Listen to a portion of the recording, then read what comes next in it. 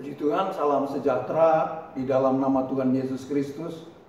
Pada hari ini kembali saya akan sampaikan kebenaran firman Allah yang saya ambil satu tema, yaitu oposisi dunia. Ayat yang akan saya bacakan yaitu di dalam Injil Yohanes pasal 15 ayat 18 sampai ke 24. Demikian dikatakan, "Jikalau dunia membenci kamu, ingatlah bahwa ia telah lebih dahulu membenci aku daripada kamu. Sekiranya kamu dari dunia, tentulah dunia mengasihi kamu sebagai miliknya. Tetapi karena kamu bukan dari dunia, melainkan aku telah memilih kamu dari dunia, sebab itulah dunia membenci kamu. Ingatlah apa yang telah kukatakan kepadamu. Seorang hamba tidaklah lebih tinggi daripada tuannya. Jikalau mereka telah menganiaya aku, mereka juga akan menganiaya kamu. Jikalau mereka telah menuruti firman-Ku, mereka juga akan menuruti perkataanmu. Tetapi semuanya itu akan mereka lakukan terhadap kamu karena namaku, sebab mereka tidak mengenal Dia yang telah mengutus aku. Sekiranya aku tidak datang dan tidak berkata-kata kepada mereka, mereka tentu tidak berdosa. Tetapi sekarang mereka tidak mempunyai dalih bagi dosa mereka. Barang siapa membenci aku, ia membenci juga Bapakku. Sekiranya aku tidak melakukan pekerjaan di tengah-tengah mereka seperti yang tidak pernah dilakukan orang lain, mereka tentu tidak berdosa. Tetapi sekarang, walaupun mereka telah melihat semuanya itu, namun mereka membenci baik aku maupun Bapakku." Saudara-saudara, kata dunia memiliki beberapa arti. Dunia sebagai ciptaan Allah. Di dalam Yohanes 1 ayat yang ke-10 dikatakan demikian. Ia telah ada di dalam dunia dan dunia dijadikan olehnya, tetapi dunia tidak mengenalnya. Saudara-saudara, kemudian dunia sebagai yaitu umat manusia. Itu kita melihat di dalam Injil Yohanes 3 ayat yang ke-16, karena begitu besar kasih Allah akan dunia ini. Ya, berbicara mengenai umat manusia, orang yang dipisahkan dari Allah dan menentang Allah. Perlawanan dunia itu berbentuk kebencian, tadi sudah dibaca di dalam ayat yang ke-18 dan 19. Kemudian penganiayaan di dalam ayat 20, pengucilan, bahkan kematian di dalam Yohanes 16 ayat yang ke-20. Kisah para rasul menunjukkan perlawanan dunia terhadap umat Kristen. Tertullianus, seorang bapak gereja purba, mengatakan bahwa darah para martir adalah benih gereja. Ira C. dalam bukunya Semakin Dibabat Semakin Merambat menjelaskan tentang penderitaan orang Kristen mula-mula, seperti dianiaya dan dibantai oleh para kaisar. Saudara-saudara, kehidupan orang-orang percaya akan bertambah sulit karena perlawanan dunia yang menentang Allah. Mengapa dunia membenci kita? Yesus Kristus memberikan sejumlah alasan-alasan.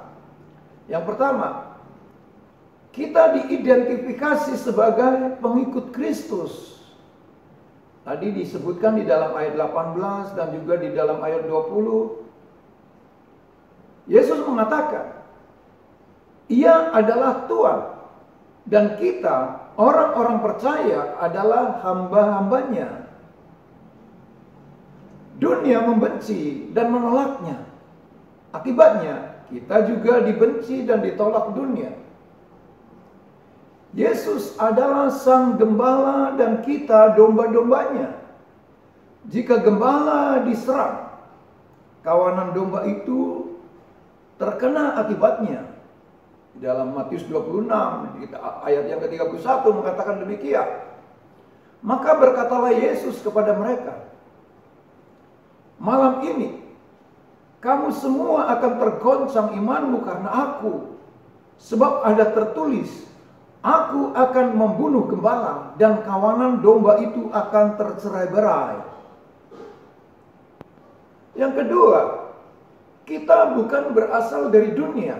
Tadi disebut di dalam ayat 19. Kita berada di dalam Dia atau Yesus Kristus. Artinya kita di luar dunia. Kita tinggal di dunia secara jasmani. Tetapi kita bukan berasal dari dunia. Kita adalah bagian panggilan sorgawi. Ibrani 3 ayat yang pertama mengatakan demikian. Sebab itu, hai saudara-saudara yang kudus, yang mendapat bagian dalam panggilan sorgawi, pandanglah kepada rasul dan imam besar yang kita akui, yaitu Yesus. Kita diperintahkan untuk tidak menjadi serupa dengan dunia, sebab kita adalah ciptaan baru. Di dalam Roma 12 ayat yang kedua mengatakan demikian. Janganlah kamu menjadi serupa dengan dunia ini, tetapi berubahlah oleh pembaruan budimu, sehingga kamu dapat membedakan manakah kehendak Allah, apa yang baik, yang berkenan kepada Allah dan yang sempurna. Nah, saudara-saudara, kita melihat ini bukan saran tetapi perintah untuk tidak menjadi serupa dengan dunia ini. Di dalam 2 Korintus 5 ayat yang ke-17 mengatakan demikian. Jadi, siapa yang ada di dalam Kristus, ia adalah ciptaan baru.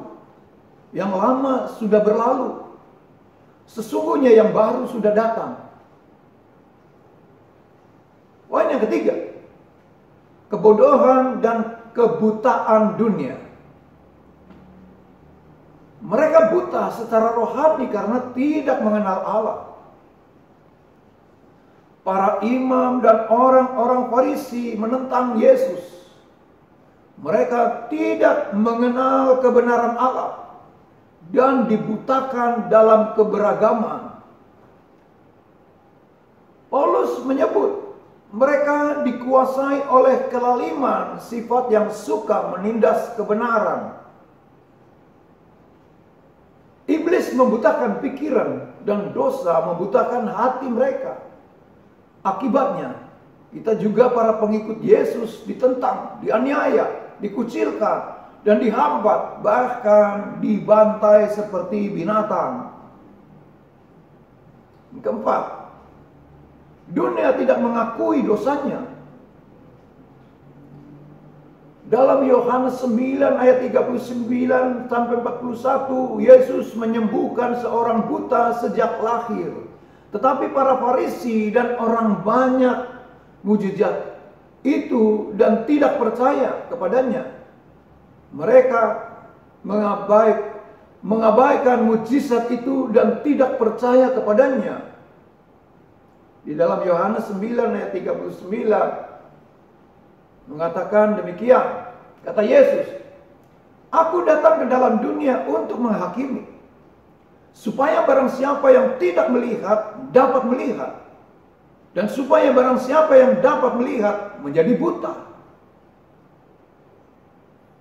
Kemudian di dalam ayat berikutnya kita melihat ungkapan daripada ayat firman Allah yang senantiasa memberikan penjelasan bagaimana tentang Yesus Kristus. Dan di dalam 2 Petrus 3 ayat yang kelima, mereka sengaja tidak mau tahu bahwa oleh firman Allah langit telah ada sejak dahulu, dan juga bumi yang berasal dari air dan oleh air. Di sini dikatakan mereka sengaja tidak mau tahu. Nah, saudara-saudara, kita melihat ungkapan-ungkapan daripada ayat-ayat firman Tuhan ini, ya. Dunia tempat tinggal sementara kita memang ekstrim. Tetapi Yesus berjanji akan mengutus Roh Kudus untuk menolong dan menopang kita di tengah kawanan serigala. Meskipun kita menghadapi kebencian dan perlawanan dunia, kita diingatkan untuk tetap bersatu bersama Yesus dalam persekutuan dalam penderitaannya. Filipi 3 ayat yang ke-10. Dan menanggung penghinaan karena nama Yesus sebagai suatu kehormatan. Di dalam Filipi 3 ayat yang ke-10 mengatakan demikian, supaya kita dapat memahami melalui kebenaran firman Allah. Filipi 3 ayat yang ke-10. Yang kukehendaki ialah mengenal Dia dan kuasa kebangkitannya dan persekutuan dalam penderitaannya, di mana aku menjadi serupa dengan Dia dalam kematiannya. Nah, saudara-saudara, kita melihat di sini di dalam 1 Petrus 4 ayat yang ke-12 dikatakan, saudara-saudara yang kekasih, janganlah kamu heran akan nyala api siksaan yang datang kepadamu sebagai ujian, seolah-olah ada sesuatu yang luar biasa terjadi atas kamu. Sebaliknya, bersukacitalah sesuai dengan bagian yang kamu dapat dalam penderitaan Kristus, supaya kamu juga boleh bergembira dan bersukacita pada waktu Ia menyatakan kemuliaannya. Berbahagialah kamu jika kamu dinista karena nama Kristus, sebab roh kemuliaan, yaitu roh Allah, ada padamu. Janganlah ada di antara kamu yang harus menderita sebagai pembunuh, atau pencuri, atau penjahat, atau pengacau. Tetapi jika ia menderita sebagai orang Kristen, maka janganlah ia malu, melainkan hendaklah ia memuliakan Allah dalam nama Kristus itu. Karena sekarang telah tiba saatnya penghakiman dimulai daripada rumah Allah sendiri, yang harus pertama-tama dihakimi. Dan jika penghakiman itu dimulai pada kita, bagaimanakah kesudahannya dengan mereka yang tidak percaya pada Injil Allah? Dan jika orang benar hampir-hampir tidak diselamatkan, apakah yang akan terjadi dengan orang fasik dan orang berdosa? Karena itu, baiklah juga mereka yang harus menderita karena kehendak Allah, menyerahkan jiwanya dengan selalu berbuat baik kepada Pencipta yang setia. Saudara-saudara, apa yang telah saya sampaikan, saya akan sampaikan tentang kesimpulannya. Pertama, yaitu Alkitab sudah mengingatkan kita tentang perlawanan dunia. Yang kedua, perlawanan itu harus dihadapi dengan sikap yang benar, dengan ketaatan pada firman Allah dan Roh Kudus. Ketiga, jalan penderitaan yang kita lalui membuat iman kita bertumbuh semakin dewasa dan kuat di dalam Tuhan Yesus Kristus. Amin. Puji Tuhan, saudara-saudara, berita firman Allah pada hari ini saya telah sampaikan supaya kita semua bersyukur kepada Tuhan, yang Tuhan telah memilih kita dari dunia ini dan menuntun kita, membimbing kita di dalam jalan panggilan surgawi. Sebelum saya mengakhiri, saya akan berdoa bagi saudara sekalian dimanapun saudara berada. Bapa di dalam surga, di dalam nama Tuhan Yesus Kristus, pada hari ini kami telah menyampaikan kebenaran firman Allah tentang perlawanan-perlawanan orang dunia terhadap pengikut-pengikut Yesus Kristus sebagai domba-domba daripada gembala yang agung, yaitu Tuhan Yesus Kristus. Oleh sebab itu kami telah dipersiapkan oleh kebenaran firman Allah dan Allah Roh Kudus yang membimbing kehidupan kami. Terima kasih Bapa di dalam sorga, biarlah pada hari ini kami boleh bersuka cita karena panggilan surgawi ada di dalam kehidupan tiap-tiap orang yang telah dipilih dari dunia ini.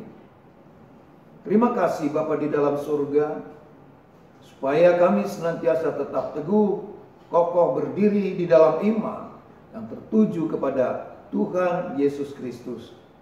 Terima kasih. Masalah-masalah yang terjadi, yang belum terselesaikan, Tuhan memberi jalan keluar.